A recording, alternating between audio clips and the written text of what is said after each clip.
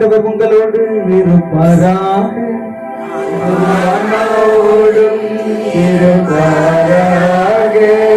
யோவான் எழுதிய தூய நற்செய்தியிலிருந்து வாசகம். ஆண்டவரே மாட்சி உமக்கே.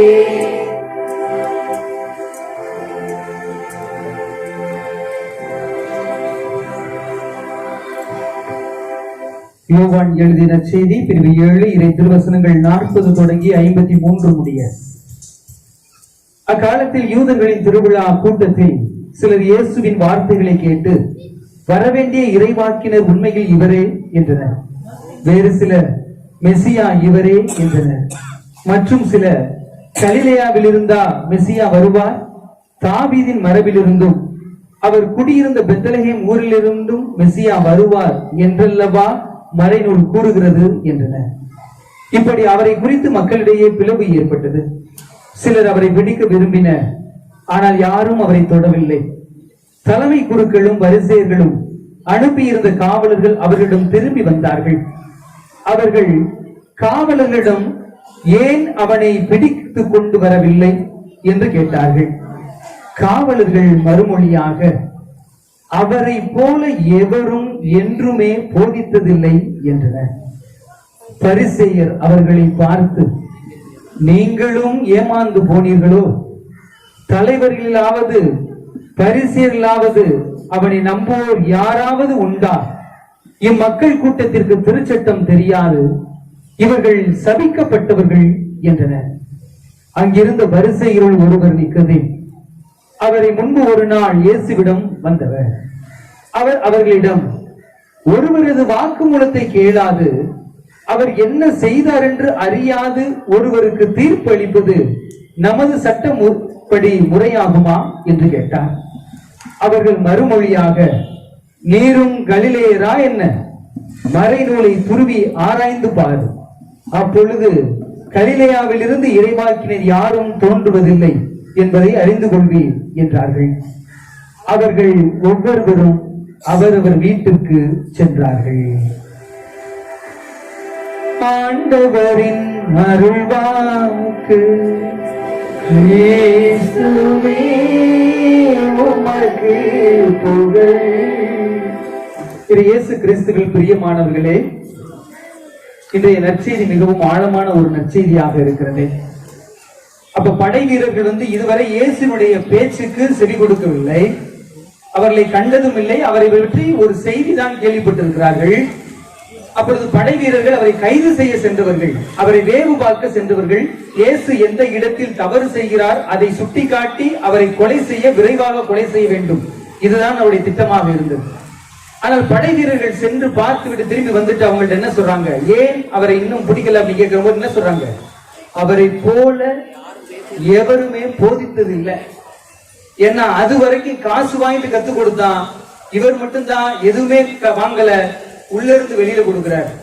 மற்றவன் உதட்டினால போதிச்சான், இவர் ஒரு ஆள் தான் உள்ளத்தில் இருந்து போதிக்கிறார்.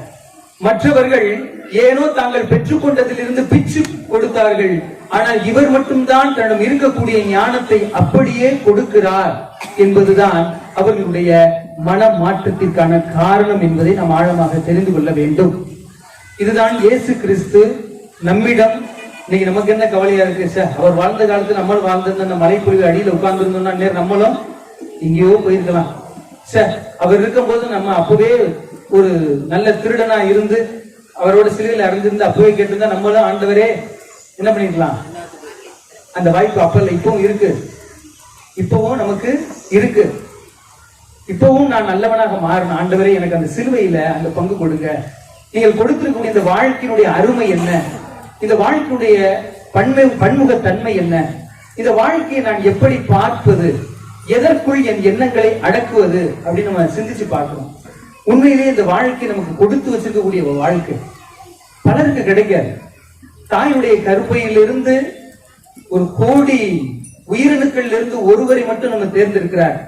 அங்க இடத்துல நம்முடைய கடவுள் நிறம் பார்த்தோ, குணம் பார்த்தோ, இவன் பாவியா இருப்பானே, இவன் சொன்ன பேச்சே கேட்க மாட்டானே அங்கேயே முடிவெடுத்திருந்தாருன்னா தாயினுடைய கருப்பையிலே நம்ம என்ன பண்ணிருப்பாரு?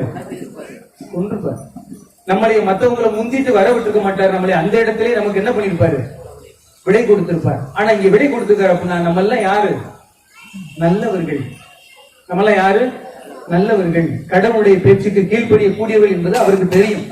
அதனால தான் இந்த உலகத்தில் இந்த மண்ணின் மீது நமக்கு நல்ல ஒரு வாய்ப்பு கொடுத்திருக்கிறார் இயேசு. இந்த வாய்ப்பை நான் எப்படி முறையாக பயன்படுத்த வேண்டும், இந்த வாய்ப்பை நான் எப்படி என்னுடைய வாழ்க்கைக்கு அச்சாணியாக மாற்றப் போகிறேன் என்று நாம் சிந்தித்து பார்க்க வேண்டும். சிறு நேரங்களில் நாம் யாரை போல், யாரை நம்ப வேண்டும், யாரை நம்பக்கூடாது எல்லாம் தெரியும். உங்க வாழ்க்கையில் நான் ஒன்னே ஒண்ணு சொன்னீங்க, சந்தோஷமா இருக்கிறதுக்கு நீங்க யார்கிட்டையும் எதை எதிர்பார்க்காதீங்க. அப்பதான் நீங்க சந்தோஷமா இருக்க முடியும். நீங்க எப்பொழுது யார்கிட்ட எதிர்பார்க்கிறீங்களோ அன்னைக்கே உங்க சந்தோஷம் முற்று பெற்று. இரண்டாவது, யாருக்கும் கடன் கொடுக்காதீங்க. காசை கொஞ்சம் அன்பை வேணா வட்டிக்கு கொடுங்க, கொஞ்சம் நேரத்தை வேணா வட்டி கொடுங்க. உட்காருங்க, நேரம் என்ன சொல்லுங்க அப்படின்னு சொல்லுங்க. ஏன் சொல்றேன் அப்படின்னா, உங்கள்கிட்ட யாராவது உதவின்னு கேட்டாங்கன்னா உங்களால முடிஞ்சா உதவி செய்ய, கடனை கொடுக்காதீங்க. ஏன்னா அவர் கடன் வாங்கிட்டு போனதுக்கு அப்புறம் நம்ம மனசு என்னவா இருக்கும்? அவர் சொன்ன 10 நாள்ல கொடுத்துறேன், 1 மாசத்துல கொடுத்துறேன்னு சொல்லிட்டு போவாரு. ஆனா அவருடைய சூழ்நிலை என்னவா முடியும்? கொடுக்க முடியல. இப்ப நம்முடைய எண்ணம் என்னவா இருந்துச்சு? நம்ம கொடுத்த காசு மீது நம்முடைய எண்ணம் இருக்கும், ஆஹா ஏமாத்திட்டானே, கொடுக்குறோம்ல வாங்கிட்டு போனேன். அப்ப நீங்க உதவி செய்யணும் அப்படின்னா உங்கள்கிட்ட இருக்கக்கூடிய காசை அப்படியே தூக்கி கொடுக்காதீங்க. மாறா உங்கள்கிட்ட இருக்குதா, இதை வச்சு நம்ம குடும்பம் ஓடுதா? நீ உனக்கு 10,000 ரூபாய் தேவைப்படுது, இந்த 10,000 ரூபாய் இல்ல, இந்த 2,000 ரூபாய் இருக்கு, ஆனா கடனா தர மாட்டேன், இதை நீனே வச்சுக்க, தயவு செய்து என்கிட்ட நீ திருப்பி தரணும். ஏன்னா நான் திருப்பி தரணும் கொடுத்துட்டேன் அப்படின்னா அவன் எப்படா கொடுப்பான்னு நம்ம உட்கார்ந்துருப்போம். வாங்கும் போது நம்ம முகத்தை பார்த்து கொண்டே வருவார், பிரகாசமா இருக்கும். அக்கா நல்லா இருக்கீங்களா, கொடுங்கக்கா, அக்கா, அண்ணா. அந்த வார்த்தையை பாத்தீங்கன்னா தேன் ஒழுகும். நான் கொடுங்கண்ணா, அக்கா. நேற்று பார்த்தேன் கல்யாணத்துல 2 செயின் தொங்குச்சு உங்க கழுத்துல, அதை கொடுத்தீங்கன்னா முத்தூர் பைனான்ஸ்ல வச்சு தொங்க விட்டுருவேனா? அதை கொடுத்தீங்கன்னா போடுங்கக்கா, கா கொடுங்கக்கா அப்படி கேட்போம். இந்த அம்மாவை நம்பி பரவாயில்ல, பக்கத்து வீட்டுக்காரர் தானே, பத்திரமா கொடுத்துருவோம், போயிட்டு கொண்டாந்துருவாங்க அப்படின்னு கொடுத்ததுதான். அன்னைக்கு அந்த அக்கா சொன்னாங்களா, அக்கா அவ்வளவுதான், சண்டை வந்துடும் புதுசா. அம்புட்டு நேரம் நம்ம முகத்தை பார்த்து பேசியவர்கள் தரையை பார்த்து பேச ஆரம்பிச்சிருவா. வெளில போய் பார்க்க வேண்டியதா இருக்கு. நம்ம நினைச்சுக்கிறோம் சரி ஏதோ சண்டை போட்டுருப்பா அவளுக்கு, ஏதோ பேசிருப்பா அவளுக்கு அப்படின்னு. கொஞ்ச நேரம் செஞ்சுதான் தெரியும் இவங்க அவங்கள்ட்ட கடன் வாங்கிட்டு இவங்கள போய் பார்க்கணுமா அப்படின்னு ஒரு செருக்கா போகக்கூடிய ஒரு நிலைமை. எனவே அன்பிற்குரிய நம்ம நன்கொடை ஆகுறோம். இல்ல எனக்கு வேணாம், என்கிட்ட இல்ல, நீ கேட்கிற அளவுக்கு எந்த காசு இல்ல, இல்ல இந்த 500 ரூபாய் இருக்கு, இந்த செலவுக்கு என்ன வச்சுக்க, போயிரு சாமி என்னை விட்டு, அவ்வளவுதான். இல்லைன்னா நீங்க எப்ப கொடுக்கணும் நீங்க உட்கார்ந்து இருக்கிறீங்க பாத்தீங்கன்னா நேரம் பூரா அவங்க கொள்ளையடிக்கிறது. அப்ப அவங்க கொள்ளையடிக்கும் போதுதான்.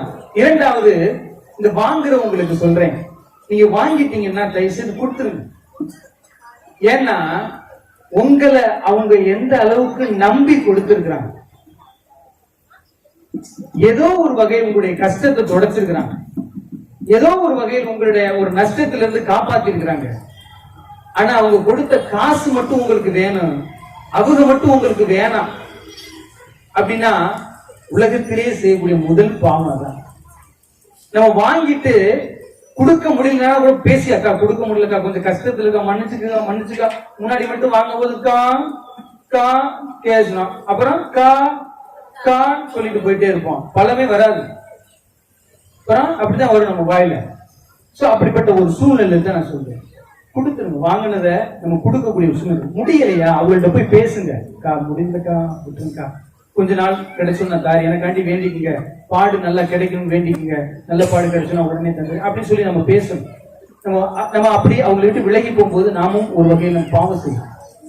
அந்த பாவத்தை நாம் ஒருபோதுமே செய்யக்கூடாது என்பதுதான் ஆண்டவர் இயேசு கிறிஸ்து நம்ம விரும்பக்கூடிய ஒன்று.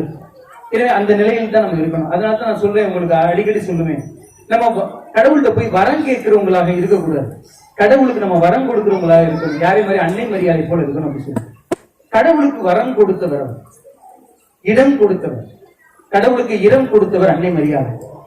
யோசேப்பு தன்னுடைய வாழ்க்கையை முழுவதுமே ஆண்டவருக்காக அர்ப்பணித்தார். பரவாயில்ல, மறைமுகமாக விலக்கிவிட வேண்டும் என்று திட்டமிட்ட ஒரு நல்ல மனிதர் அப்படின்னு சொல்லுவாங்க. ஒரு நல்ல மனிதர் அப்படின்னு தான் பார்த்தோம். அன்னை மரியாதை அன்பை புரிந்து கொண்டவன், என்னை விட இவர் எவ்வளவு உயர்ந்த அன்பில் கொண்டிருக்கிறார். ஏன்னா யோசேப்பு கொஞ்சம் வயது முதிர்ந்தவர், வயது கொஞ்சம் கூட. அன்னை மரியாளுக்கு வயது குறைவு, பரவாயில்ல.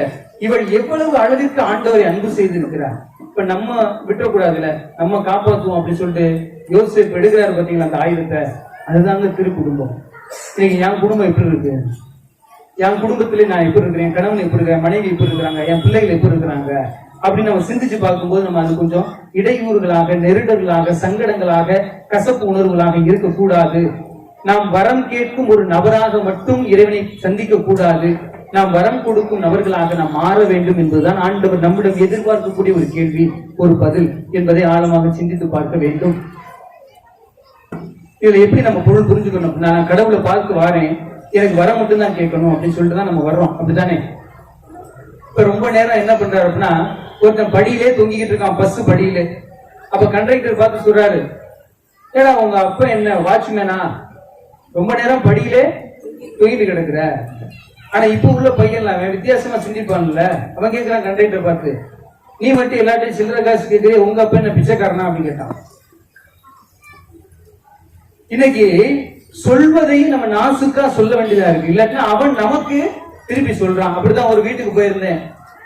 அப்ப அந்த பையன் சொல் பேச்சே கேட்க மாட்டான்னு சொல்லியிருந்தாங்க. அவனை போய் அவங்க அப்பா என்ன சொல்ற, போய் பால் வாங்கிட்டு வாடா அப்படின்னா. பால் வாங்கிட்டு வந்துட்டு டேபிள்ல வைக்கிறான், பால் ஆடுது. அப்ப நான் சொல்லி, தம்பி பால் ஆடுதுடா அப்படின்னு. அது ஆடுது இல்ல, மாடுது. இப்ப என்ன சொல்ல வரான் எனக்கு, நான் அவனுக்கு என்ன சொல்ல முடியாது. அவனுக்கு அட்வைஸ்லாம் இன்னைக்கு நீங்க அட்வைஸ்லாம் பண்ண வேணாம் யாருக்கும். நான் பால் ஆடுதுன்னு சொல்றேன், அவன் ஆடுது இல்ல, இது மாடுது பால் அப்படிங்கிறான். அப்ப இவனுடைய வார்த்தைகளை நாம் எப்படி எடுத்துக்கொள்ள, இன்னைக்கு நம்ம போய் ஒருத்தவங்களை அட்வைஸ் பண்றாங்க, தேவையில்லை, நம்ம சொல்லணுமே தேவையில்லை.